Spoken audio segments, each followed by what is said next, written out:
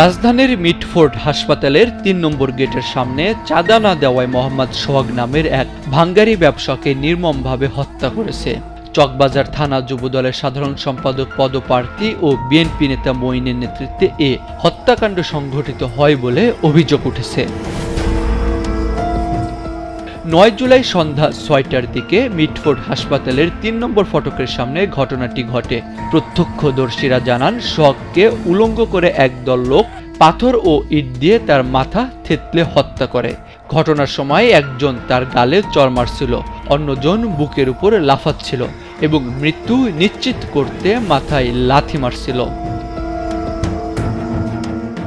নিহতের বন্ধু জানান, মঈন গত ৩ মাস ধরে সোহাগের কাছে মোটা অঙ্কের চাঁদা দাবি করছিলেন। চাঁদা না পাওয়ায় মঈন একাধিকবার হুমকি দিয়েছিলেন। তিনি বলেন, সন্ধ্যায় সোহাগকে একা পেয়ে মঈন সহ ৪-৫ জন মিলে তাকে নির্মমভাবে পিটিয়ে হত্যা করেছে। আমরা কেউ ভয়ে এগিয়ে যেতে পারিনি, কারণ মঈন এলাকার প্রভাবশালী রাজনৈতিক নেতা।